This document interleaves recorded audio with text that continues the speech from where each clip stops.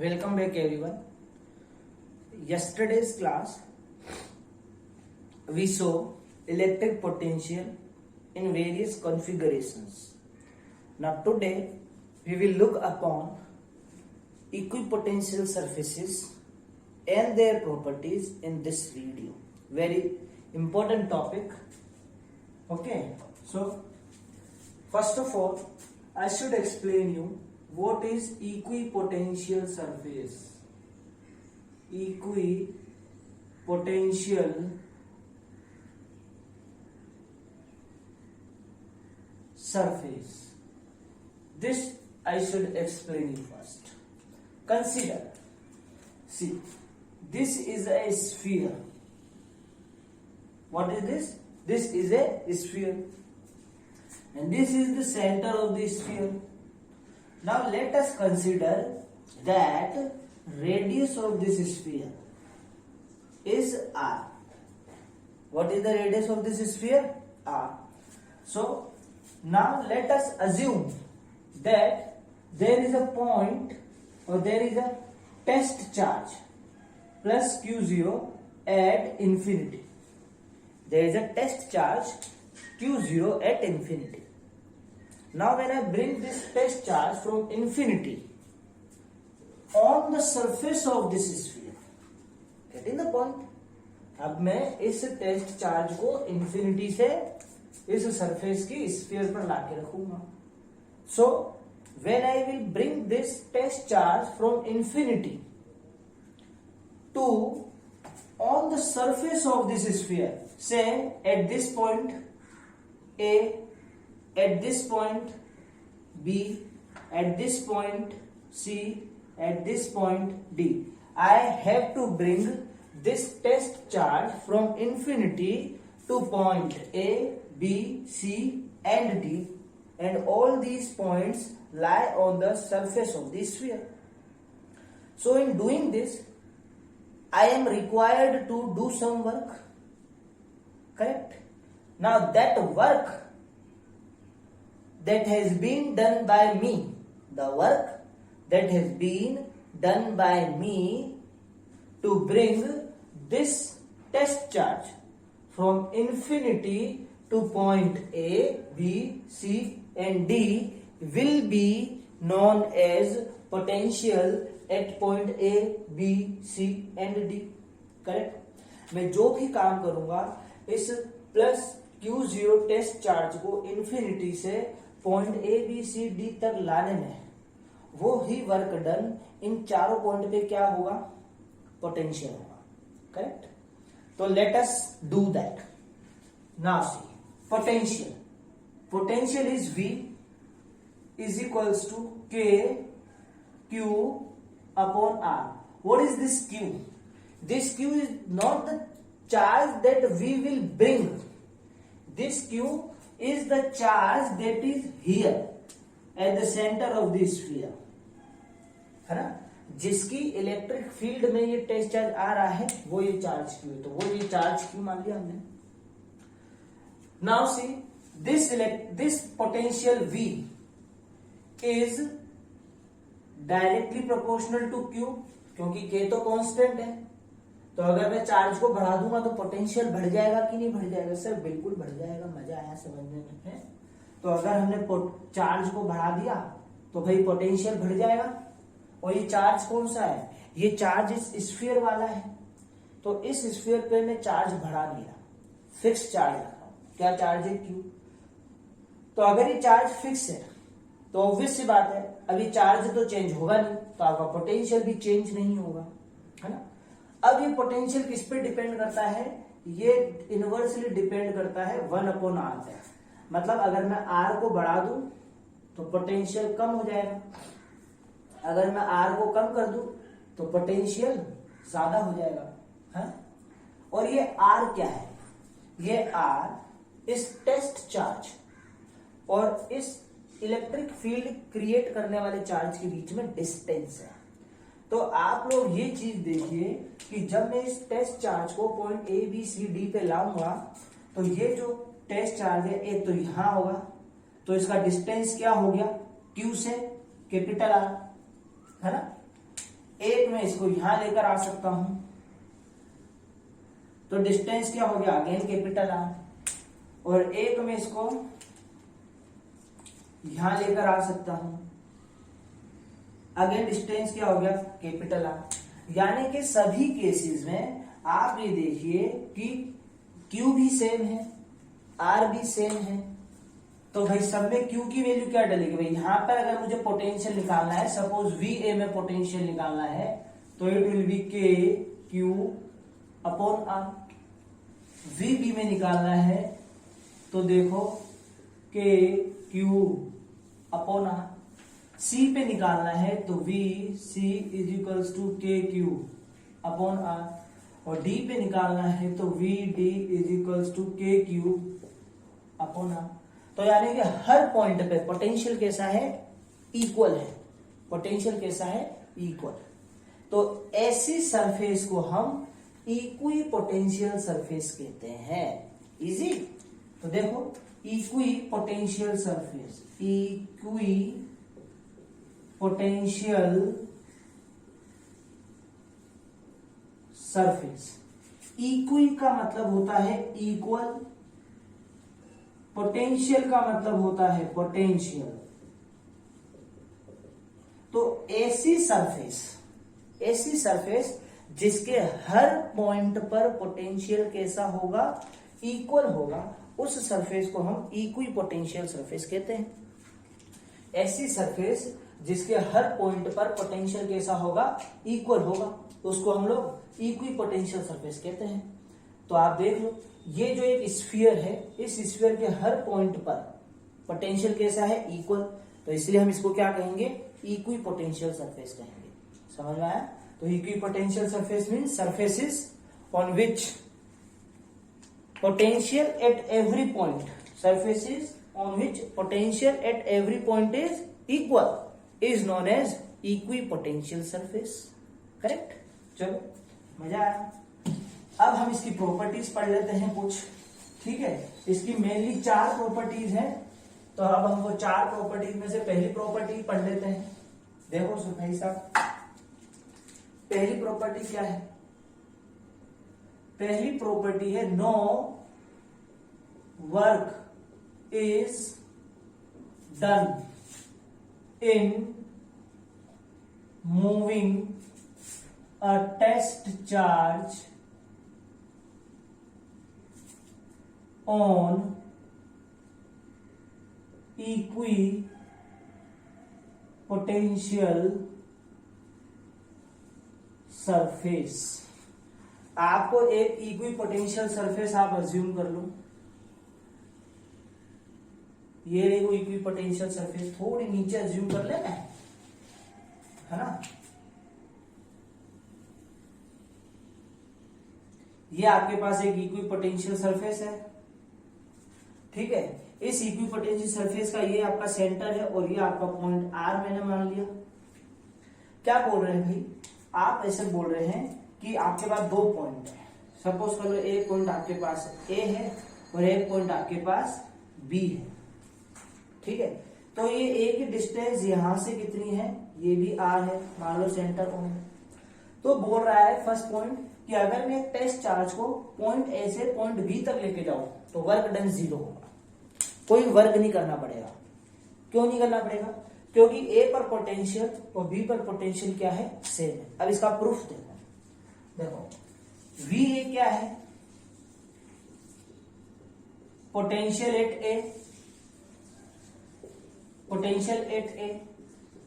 We B क्या है, potential eight B. अब ये कैसी सरफेस है, इक्वी पोटेंशियल सरफेस है। तो हमें मालूम है कि भैया यहाँ पे वी ए पे देखो, वी ए पे पोटेंशियल क्या होगा, के क्यू अपॉन आर, और वी बी पे पोटेंशियल क्या होगा, के क्यू अपॉन आर। तो मतलब पोटेंशियल जो है दोनों इक्वल होंगे। ये चीज तो आपको क्लियर है। अब आप देखिए हम लोग वर्क डन निकालते हैं, तो work done W is equals to क्या होता है, पोटेंशियल डिफरेंस इनटू चार्ज। आप यहां पे पोटेंशियल ले लो या पोटेंशियल डिफरेंस ले लो, कोई फर्क नहीं पड़ेगा। पर अभी हमको पोटेंशियल डिफरेंस लेना पड़ेगा, क्योंकि हम यहाँ पर भी कुछ ना कुछ पोटेंशियल है, यहाँ पर भी कुछ ना कुछ पोटेंशियल है। अगर एक पॉइंट पे पोटेंशियल 0 हो तो हम यहाँ पे सिर्फ पोटेंशियल ले सकते हैं, ठीक है। तो देखो VAB क्या होता है, ये VA माइनस VB। मैं मानता हूं भैया यहाँ पे टोटल चार्ज Q है, तो इंटू Q ना VA माइनस VB तो इक्वल है, तो VB की जगह हमने लिख लिया VA, करेक्ट। VB और VA तो इक्वल है, तो VB की जगह लिखा VA into Q। VA minus VA 0 into Q that is 0। आ गया ना वर्क डन 0। यही तो बोल रहा है स्टेटमेंट कि एक इक्वी पोटेंशियल सरफेस पर आपको एक पॉइंट से दूसरे पॉइंट तक जाने में वर्क डन क्या होगा, 0 हो गया, वर्क डन 0, करेक्ट। आगे देखो आप, ठीक है। ये हो गया आपकी फर्स्ट प्रॉपर्टी। सेकंड प्रॉपर्टी देखो क्या है, सेकंड प्रॉपर्टी है कि जो इलेक्ट्रिक फील्ड लाइंस होंगी, क्या है सेकंड प्रॉपर्टी, कि जो इलेक्ट्रिक फील्ड लाइंस होती हैं वो हमेशा परपेंडिकुलर होती हैं, किसके, इस सरफेस के। अब ये भी समझ लेते हैं, चलो देखो, electric field is always perpendicular to equipotential surface. मान लो भैया ये आपके कोई इक्विपोटेंशियल सरफेस है, तो इसमें जो इलेक्ट्रिक फील्ड होगी वो हमेशा ऐसे परपेंडिकुलर ही होगी, वो कभी भी ऐसे नहीं हो सकती या कभी भी ऐसे नहीं हो सकती, ऐसे कभी भी इलेक्ट्रिक फील्ड नहीं होगी। क्यों नहीं होगी वो समझते हैं। सबसे पहले देखो, ऐसे तो होती है हमको मालूम है, तो हम समझते हैं अगर ऐसे होगी तो क्या होगा। देखो अगर ऐसे होगी इलेक्ट्रिक फील्ड, तो इस इलेक्ट्रिक फील्ड को मैं 2 पार्ट्स में रिजोल्व कर सकता हूं। अगर मान लो ये थीटा है तो ये आपके आ जाएगा E cos थीटा, और ये आपके पास आ जाएगा E sin theta. Class 11th में सिखाया था वेक्टर रिजोल्व करना। अगर ये आपके इलेक्ट्रिक फील्ड की डायरेक्शन है तो भैया आपके पास क्या हो जाएगा, 2 कंपोनेंट आएंगे, एक इस डायरेक्शन में और एक ऊपर की डायरेक्शन में। आप सपोज कर लो इस डायरेक्शन वाले को देखो, क्योंकि ये तो सही है, इस डायरेक्शन में अगर इलेक्ट्रिक फील्ड आएगी तो होगा क्या, ठीक है। अगर हॉरिजॉन्टल इलेक्ट्रिक फील्ड आएगी तो मुझे पॉइंट ए से पॉइंट बी तक जाने में कुछ ना कुछ वर्क डन करना पड़ेगा, ये आप ध्यान रखिए। If there is an electric field in horizontal direction on an equipotential surface, अगर इस इक्विपोटेंशियल सरफेस के हॉरिजॉन्टल डायरेक्शन में कोई भी इलेक्ट्रिक फील्ड है तो मुझे इक्विपोटेंशियल सरफेस के एक पॉइंट से दूसरे पॉइंट पर जाने में वर्क डन करना पड़ेगा। बट मैंने आपको बता दिया कि एक पॉइंट से दूसरे पॉइंट तक जाने में कोई वर्क डन नहीं करना पड़ता इक्विपोटेंशियल सरफेस में, प्रूफ भी कर दिया। तो इसीलिए कोई भी इलेक्ट्रिक फील्ड परपेंडिकुलर ही हो सकती है, ऐसे नहीं हो सकती। देखो अगर ऐसे है तो वो ऐसे और ऐसे तोड़ी जा सकती है, पर ऐसे तो हो नहीं सकती क्योंकि वर्क डन करना पड़ेगा। तो ये तो क्लियर हो गया। अब ऐसे तो हो नहीं सकती ना भाई, अभी तो बताया। तो यानी कि इलेक्ट्रिक फील्ड परपेंडिकुलर ही होगी। क्यों परपेंडिकुलर होगी, क्योंकि अगर इलेक्ट्रिक फील्ड का हॉरिजॉन्टल डायरेक्शन में कोई कंपोनेंट है या फिर ऑब्लिक डायरेक्शन में कोई कंपोनेंट है, तो उस केस में मेरे को एक पॉइंट से दूसरे पॉइंट तक जाने में कुछ ना कुछ तो वर्क डन करना पड़ेगा। और हमको ऑलरेडी पता है कि इक्विपोटेंशियल सरफेस पर एक पॉइंट से दूसरे पॉइंट तक जाने में कोई वर्क डन करना नहीं पड़ता, correct. Now see let's talk about third property of equipotential surfaces. क्या बोलते हैं, देखो थर्ड पॉइंट कि इक्विपोटेंशियल सरफेसेस जो होती हैं, equipotential surfaces are closer or farther if electric field is stronger or weaker respectively, मतलब अगर इलेक्ट्रिक फील्ड स्ट्रॉन्ग होगी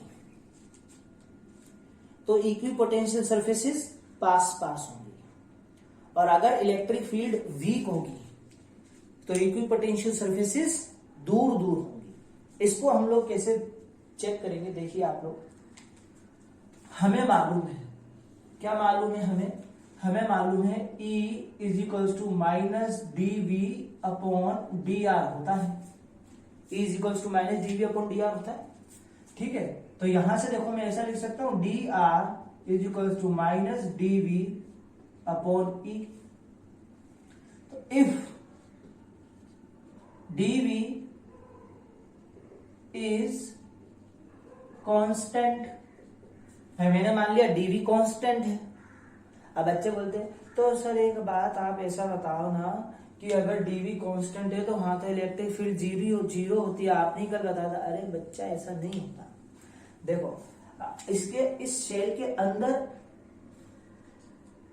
पोटेंशियल कांस्टेंट है, सेम है, क्योंकि इलेक्ट्रिक फील्ड जीरो है। इसके बाहर देखो आप पॉइंट ए और बी पर पोटेंशियल तो है ना, डीवी तो है और इलेक्ट्रिक फील्ड भी है, पर डीवी कैसा है, कांस्टेंट।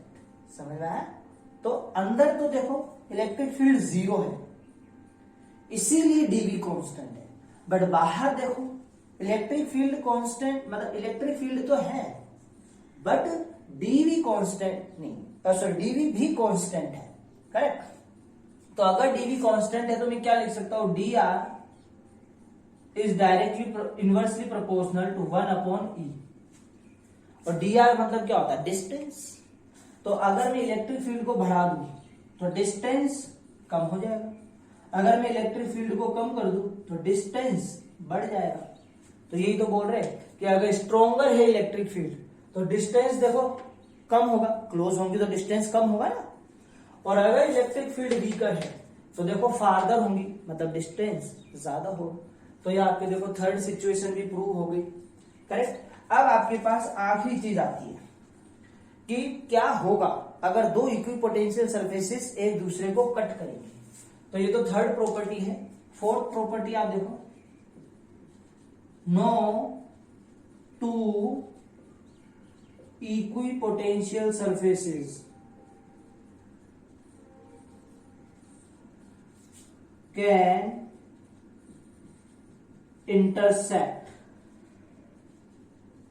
each other। कोई भी दो इक्विपोटेंशियल सरफेसेस एक दूसरे को कट नहीं कर सकती। क्यों? क्योंकि अगर वे कट करेंगी तो उस पॉइंट पे, इंटरसेक्शन पॉइंट पर इलेक्ट्रिक फील्ड की दो डायरेक्शन होगी। If two equipotential surfaces intersect each other, अगर दो इक्विपोटेंशियल सरफेसेस एक दूसरे को इंटरसेक्ट करेंगी तो उस इंटरसेक्शन पॉइंट पर इलेक्ट्रिक फील्ड की दो डायरेक्शन होगी, जो कि पॉसिबल नहीं है, क्योंकि एक पॉइंट पर एक ही डायरेक्शन हो सकती है इलेक्ट्रिक फील्ड की, दो नहीं हो सकती, करेक्ट। तो ये हमारा टॉपिक था equipotential surfaces and its properties. कोई डाउट हो तो प्लीज लेट मी नो।